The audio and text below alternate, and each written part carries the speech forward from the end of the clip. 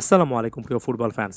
মাত্র কিছুদিন আগের কথা, দুর্দান্ত একটা পারফরম্যান্স দেওয়ার পর সাংবাদিকের একটা প্রশ্নের জবাবে মোহাম্মদ সালাহ রীতিমতো হতাশ হয়ে বলেছিলেন যে, লিভারপুলে তিনি সাম্প্রতিক সময়ে যে পারফরম্যান্স দিয়ে যাচ্ছেন বা লম্বা সময় ধরে যেভাবে লিভারপুলে আসলেই কন্ট্রিবিউট করেছেন, তারপরে লিভারপুল কেন তাকে চুক্তি নবায়নের ব্যাপারে আসলে কোনো অফার করছে না, কেন এত সময় নিচ্ছে, সে ব্যাপারে তিনি আসলেই বুঝতে পারছেন না। তিনি হতাশ। তিনি আশা করছিলেন যে একটা চুক্তি নবায়নের ক্ষেত্রে নতুন অফার তার টেবিলে অনেক আগে থেকে আসবে। অনেক দেরিতে হলেও লিভারপুল সে জিনিসটা কিন্তু দিয়েছে এবং আমি এক কথায় এখানে নিঃসন্দেহে বলতে চাই, আমার কাছে এই সিজনে এখন পর্যন্ত ইমপ্যাক্টের জায়গা থেকে ব্যালন ডিওর লেভেলের, ফিফা বেস্ট লেভেলের কোনো একজন পারফর্মার বা দ্য ভেরি বেস্ট পারফর্মার যদি এই সিজনে বলেন, তাহলে আমি সেখানে মোহাম্মদ সালাহকে আলাদা করে রাখবো। কেন আলাদা করে রাখবো? নিশ্চয়ই সেই জিনিসটা ব্যাখ্যা করা লাগবে না। বিস্তর আলোচনা এর আগের একাধিক ভিডিওতে ফুটবল ফ্ল্যাগে কিন্তু করেছি। যদি কেউ খুব একটা বেশি একমত না হন, তাহলে মোহাম্মদ সালাহর সাম্প্রতিক সময়ে ম্যাচ উইনিং পারফরমেন্সগুলো আরও একবার দেখে আসতে পারেন।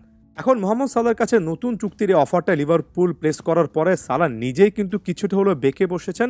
এখানে ব্যক্তিগত একটা ক্ষোভের জায়গা তৈরি হয়েছে কিনা সে জিনিসটা ক্লিয়ার নয়। তবে মোহাম্মদ সালাহ এখন পর্যন্ত বা ভিডিওটা রেকর্ড করার মুহূর্ত পর্যন্ত লিভারপুলের কাছ থেকে এই অফারটা গ্রহণ করেননি এবং ক্লিয়ারলি এখানে বোঝা যাচ্ছে যে সালাহ আসলে হয়তোবা অন্য কোনো কিছু চিন্তাভাবনা করছেন, কিংবা অন্য কোনো ক্লাবের কাছ থেকে কোনো রকমের অফার আসে কিনা সেই জিনিসটা তিনি একটু দেখতে চান এবং অফারটা কিন্তু চলে এসেছে। অফারটা দিয়েছে প্যারিস সেন্ট জার্মেই, যারা কিনা এমন প্লেয়ারদেরকে নেয়ার ক্ষেত্রে অনেক সময় বড় রকমের একটা ভূমিকা পালন করে।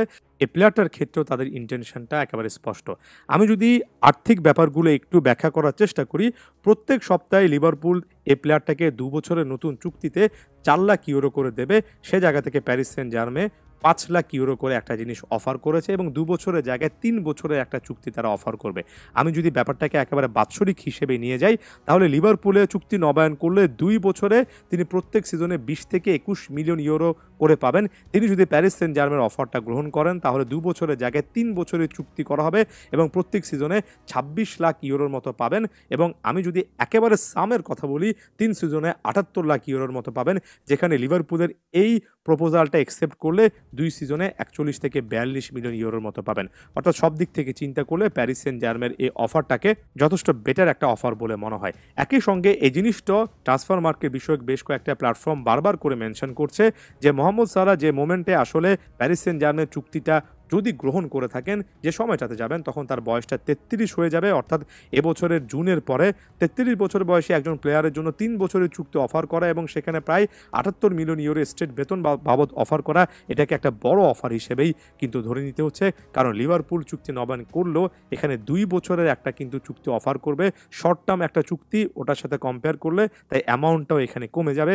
লিভারপুলের আইকনিক এ প্লেয়ারের যদি আসলে আর্থিক দিকটাকে অনেক বেশি করে প্রাধান্য দেওয়ার মতো একটা সিচুয়েশনে তিনি আছেন এমন জিনিস মনে হয়, তাহলে প্যারিস সেন্ট জার্মে বেটার একটা অফার দিচ্ছে, এটা নিয়ে খুব একটা বেশি ডাউট থাকার কথা নয়। এখানে লিভারপুল একটা বড় রকমের ভুল করেছে, সেই জিনিসটা আমার কাছে মনে হয় এই যে অফারটা করতে করতে এবং মোহাম্মদ সালাহর ডিসিশন নিতে নিতে জানুয়ারি চলে এসেছে। জানুয়ারি উইন্টার ট্রান্সফার উইন্ডোতে যে কোনো একজন প্লেয়ার যিনি কিনা সামারে তার চুক্তিটা শেষ করবেন, তিনি তার আগে ট্রান্সফার উইন্ডোতে যে কোনো ক্লাবের সঙ্গে কথাবার্তা বলতে পারবেন। অর্থাৎ বলটা একেবারে মোহাম্মদ সালাহর কোর্টে এখন। তিনি ইচ্ছা করলে প্যারিস সেন্ট জার্মের সঙ্গে এখন নেগোসিয়েশন করে রাখতে পারবেন। জুনের ৩০ তারিখের পরে একজন ফ্রি এজেন্ট হিসেবে তিনি পিএসজিতে চলে যেতে পারবেন। এমন একটা সিচুয়েশন কিন্তু লিভারপুল তাদের সিদ্ধান্তহীনতার কারণেই নিয়ে ফেলেছে এবং এটা দিনের আলোর মতো পরিষ্কার। লিভারপুল এখানে চিন্তা করছিল হয়তোবা এই সিজন শেষে মোহাম্মদ সালাহকে এমনিতে তারা ছেড়ে দেবে, ৩৩ বছর বয়স এমনিতে হয়ে গিয়েছে।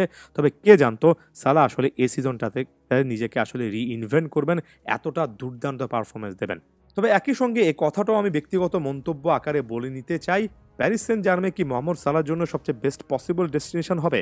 এর আগে নেইমার, লিওনেল মেসির মতো আইকনিক প্লেয়াররা যে বয়সটাতে ওই ক্লাবগুলোতে গিয়েছেন, যে সময়টাতে বা যে বয়সটাতে চলে এসেছেন, তেমন একটা এজ ব্র্যাকেটে কিন্তু মোহাম্মদ সালাহ আছেন। খুব একটা বেশি তাদের জন্য কিন্তু সুখকর অভিজ্ঞতা হয়নি। তাই সালাহ সব রকমের রাগ ভুলে আরও একটা সিজন বা দুটো সিজন লিভারপুলের কথা চিন্তা করতেই পারেন। একজন ফুটবল ভক্ত হিসেবে এই চিন্তাটা আমার মনের মধ্যে অনেক বেশি করে উকি দিচ্ছে। আপনারা কি ভাবছেন সেটা অবশ্যই জানাবেন।